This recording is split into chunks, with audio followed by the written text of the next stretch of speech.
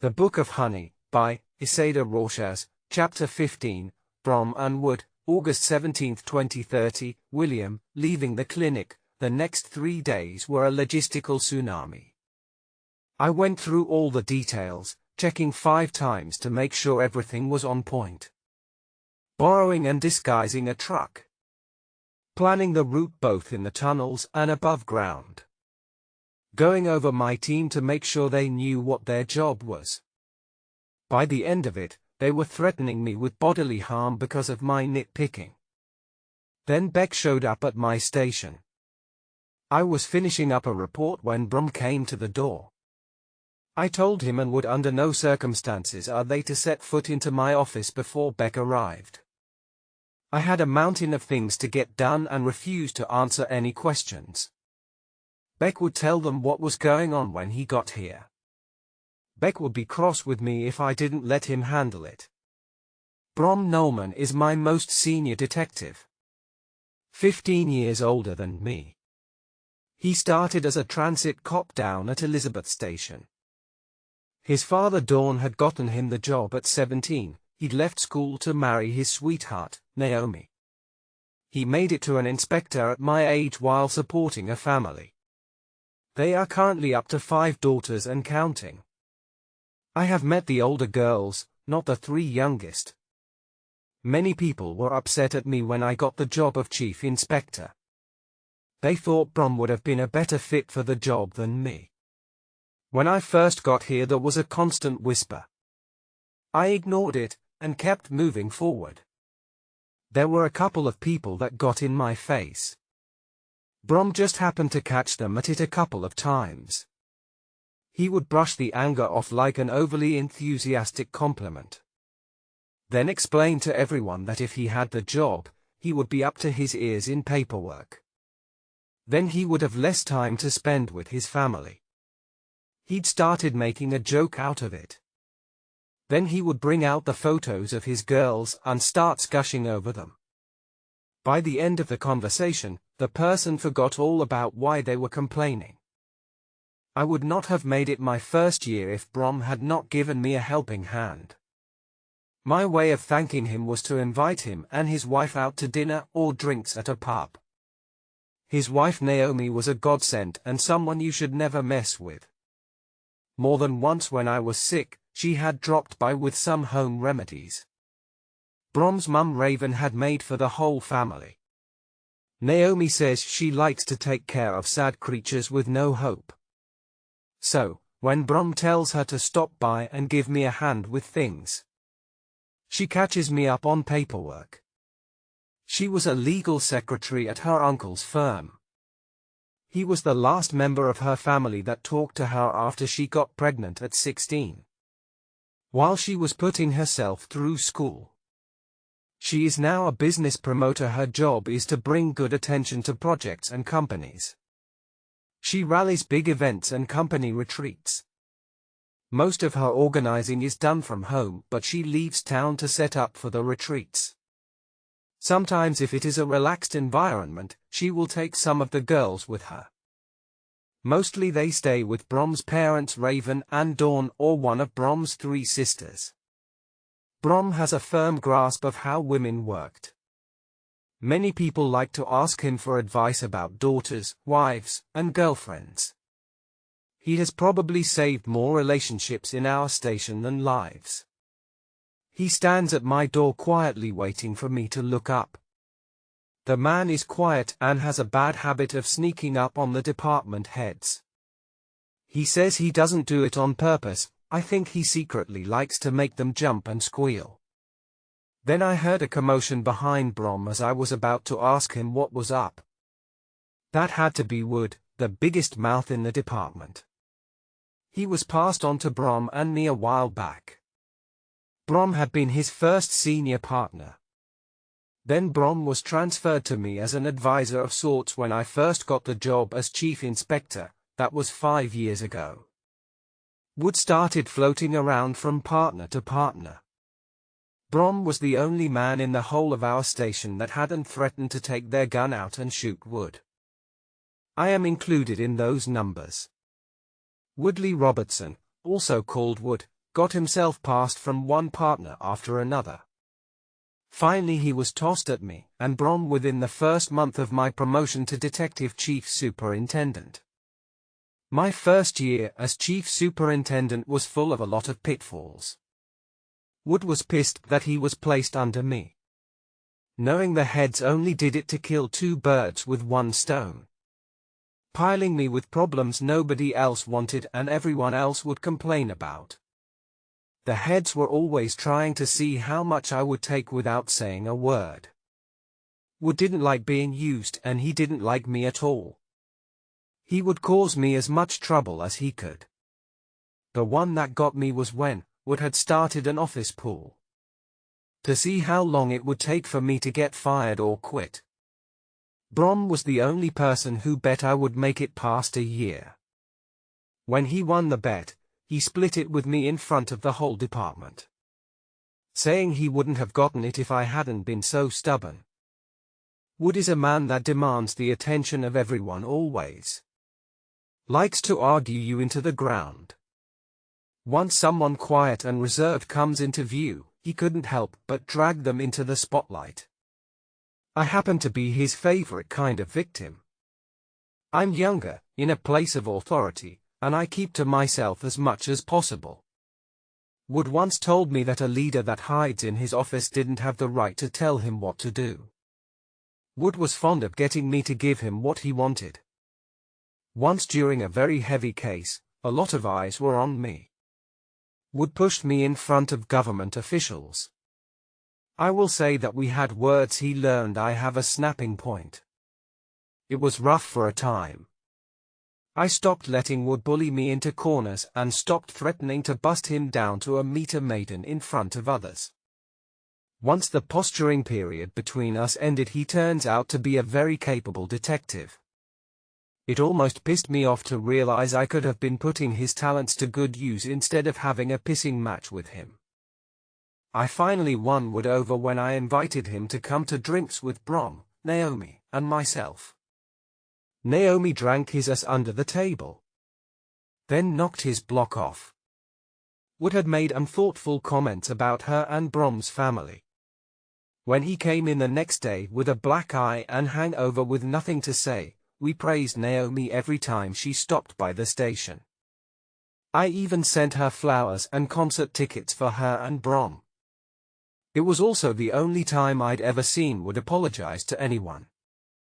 I don't know when it happened.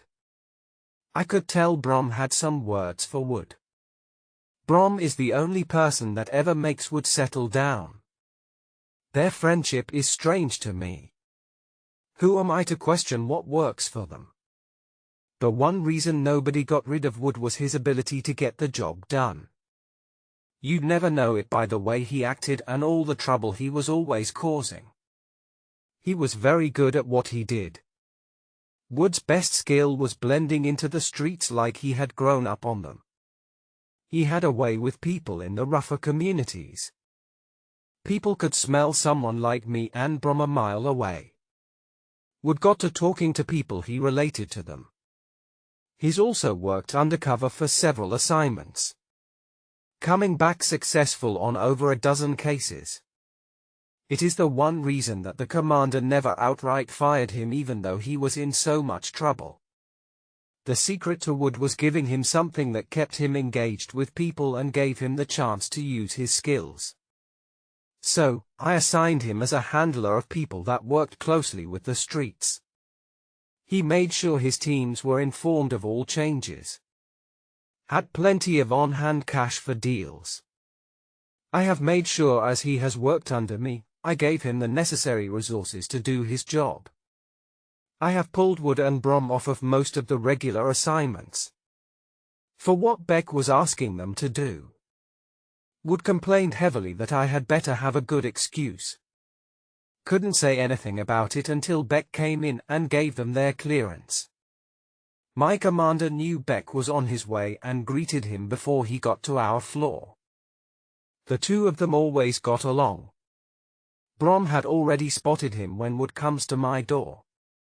Wood says to me, Detective Chief Superintendent Sheeran, there is a dark and scary-looking man talking to Commander Barton. Followed by a hottie in heels.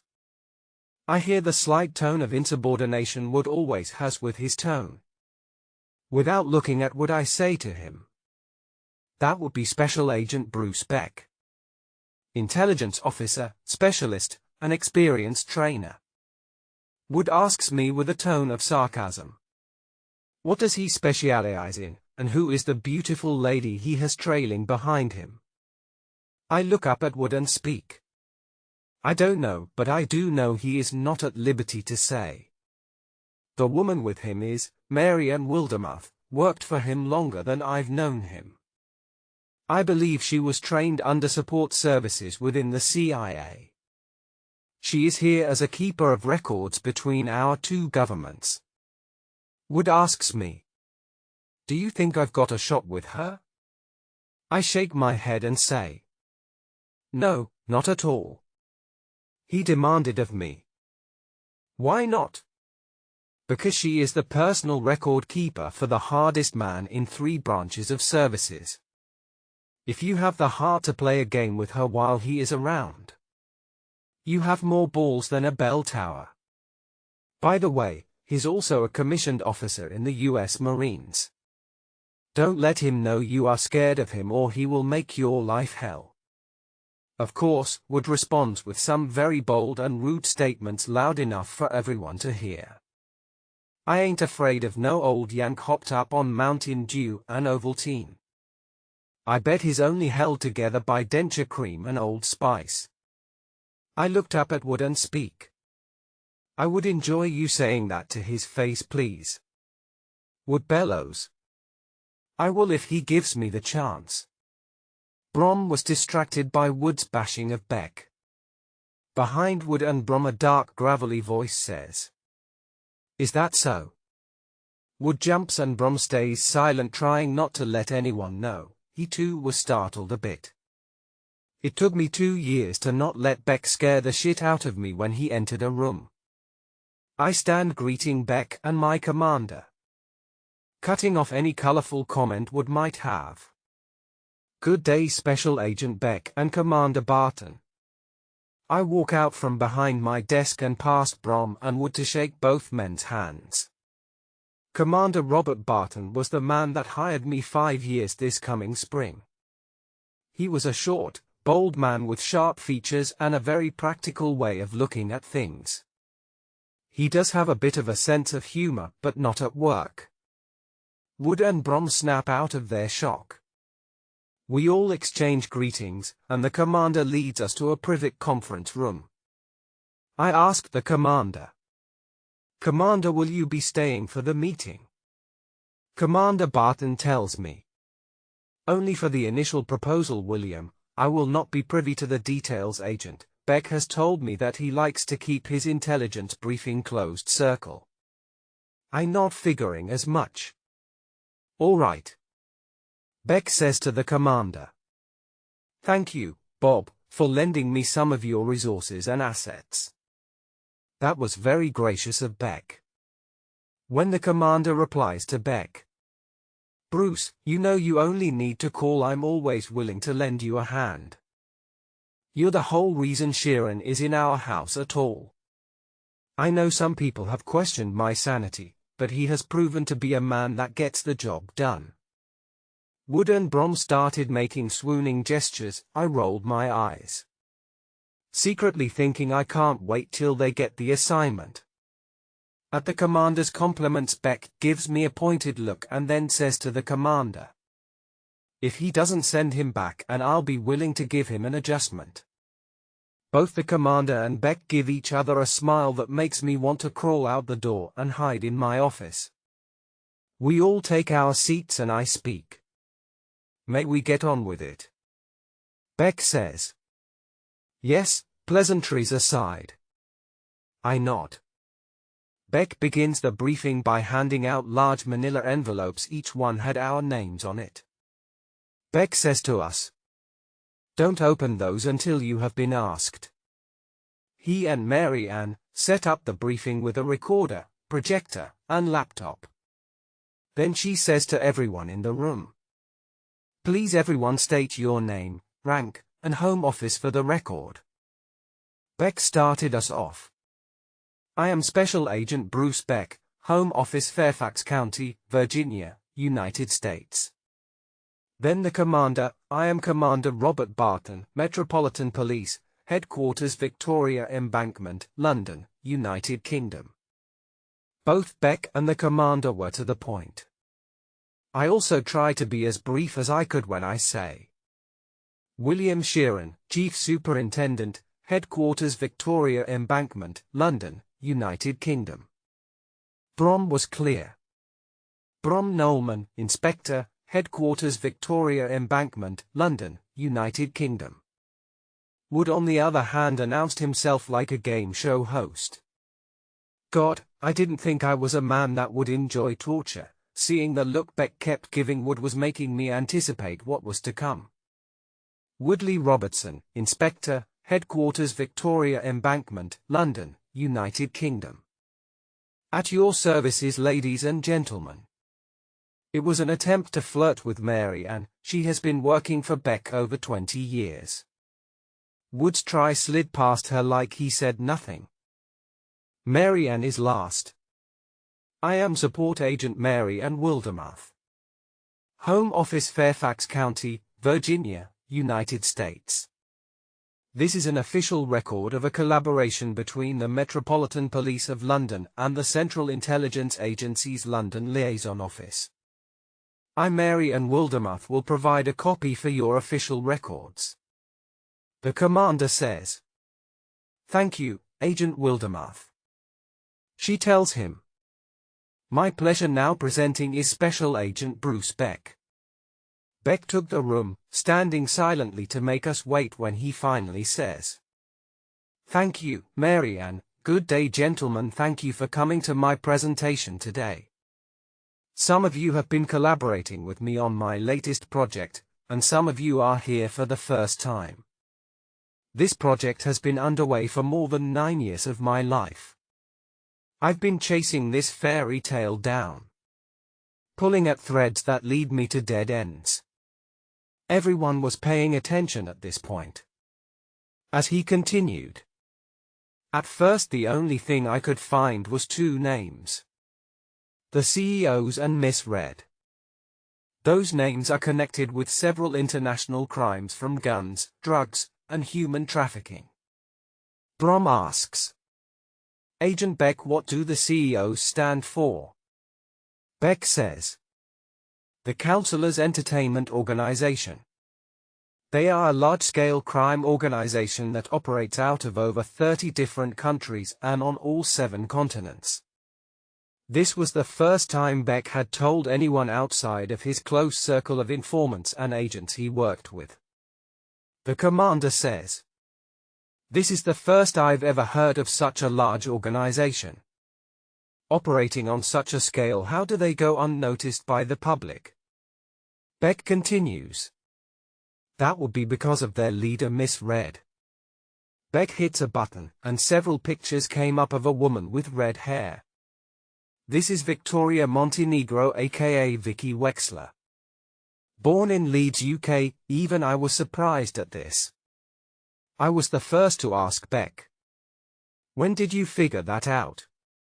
Beck says, "Oh, about 2 years ago. It was what stumped me all this time. Once I knew where she was actually born, I had a start for my timeline. Vicky moved to America at 16 and remade herself into Victoria Montenegro. At 18 she married a man named Jonathan Langley, an American businessman that worked in Pittsburgh Steel. He was in his 60s and rumored to have heart problems. His only living child was a spoiled rich brat that had no interest in the family company. Somehow, she changed her name to Victoria Montenegro and told everyone she was born in New York. Miss Montenegro established herself as a businesswoman in the late 80s in America. What she was best known for were her banks." Beck paused to show more slides. "This is where her dealings started getting noticed by the US government. The banks were covers for money laundering. She sold those properties to the Russians, Chinese, and Italians depending on their location. By the 90s she had made millions and a little black book of some of the most influential businessmen and women around the world. Where she met a man by the name of Manford Cross. The commander says to Beck, "Now that's a name I know but haven't heard in a time. He too is one of ours." Beck nods and says, "Yep, Manford Cross." Beck displayed photos of Manford Cross. Wood whistled and spoke. "Now that is a lot of man for that small redhead to take." Everyone looked at him. Wood deflected by saying, "What? I know you were all thinking it." The commander gave Wood a warning look. He shut up and Beck goes on. She had purchased his contract from the Russians. He was a mercenary with a brain. The rumor circulating is that she paid over 100 million for his contract to the Russians. This too was a point that Wood couldn't let pass him by. Even if he would get reprimanded. Wood blurts out, "That is one expensive as call." Damn it if Wood didn't get me on that one, but all eyes were on him. Commander Barton said in one solid warning to Wood, "If you interrupt Agent Beck one more time, I will make you a director of traffic outside of an all-boys Catholic school. Do you hear me, Inspector Robertson?" Wood say insincerely, "Yes, Commander Barton, I promise I will be a good boy." That was the best behavior we would get out of Wood. Brom jabbed Wood in the side and said, "Shut it." We all settled down again and Beck goes on. Manford Cross became invaluable to Miss Red, with his understanding of the way that side of the world worked. He also gave her a taste for buying and selling people, along with arms, drugs, and smuggling. The two of them have been running the CEOs for the last 24 years. The commander says to Beck, "We would love to get our hands on Mr. Cross, if the opportunity arises." Beck says, "So would we. He has always had a big fish holding his reins. That man has murdered more of my informants and 2 of my agents in the last 9 years than the common cold." Brom was all business with his questions. "So, Agent Beck, what first tipped you onto these 2? Beck paused before he answered Brom. For the most part, they kept their organization on the shady side of things. It was a game of almost getting a glimpse for the first 6 years of my search. Then something big went down in the underworld. We were all waiting as Beck clicked buttons and a bunch more photos showed up. The photos of several Asian men came across the screen and a symbol. A golden dragon surrounded by a field of red. It's a symbol that most police and law enforcement know. The symbol of the Wongs of China. A large group that is ruled by one family. Their power reaches around the world in almost every major city. Beck begins to explain to us. Ping Xiang Wong aka P.S. Wong, the leader of the Wong family, lost his son suddenly, but there were no reports of his death. No talk of an illness, just disappeared off the face of the earth. His last known whereabouts were in India. That was also the last rumored place that the CEOs had been just before his death. Wood says to Beck, "That means he was taken out by these CEOs. What was the first son of China doing in India where this mad bitch could get her hands on him?" Even though Wood's tone was less than respectful, he asked a good question, so Beck tells Wood. P.S. Wong does not believe in handing the keys over to anyone that has not earned their way. Brom says, "Like any respectable parent would." Beck goes on. So, he went to find the opportunity to prove he was a worthy heir to his father's kingdom. Miss Red was not a usual competitor like the Russians or the Japanese. She made herself a neutral party that worked with all groups at some time. Like the Switzerland of the underworld. She has been doing favors for the underworld leaders for decades and often became a go-between party for two or more sides. Beck hits a slide showing several locations on a map. Miss Red's main compounds are in Russia, Italy, Africa, and India. She used to have one in China. 5 years ago, she rolled into Beijing with her entire traveling circus. The Wongs had laid a trap for every one of them. When they were right inside the dragon's mouth, he took a bite out of Miss Red. We got reports that all the respective and civilians were told to stay indoors for the next few days. Miss Red lost 60% of all her assets. Her security team got her out at the border of Russia, but most of her people got scattered or died to the dragon's people. The commander says to Beck, "I remember that was big news for weeks." P.S. Wong let the news reporters in and all the media feeds as well. He was sending a message to the world that people like Miss Red could fall. Despite his age, nobody should go against the dragon if they hope to walk with their heads. After that, Miss Red came back to America to lick her wounds. For 3 years she spent in her legitimate businesses rebuilding what she had lost. That is pretty much when we started tracking her and trying to get one person on the inside of her organization. We managed to get 2 guys in. One disappeared and the other we found dead in a patch of woods near Estonia. Beck goes over a great deal of intel, some I was already in the loop on.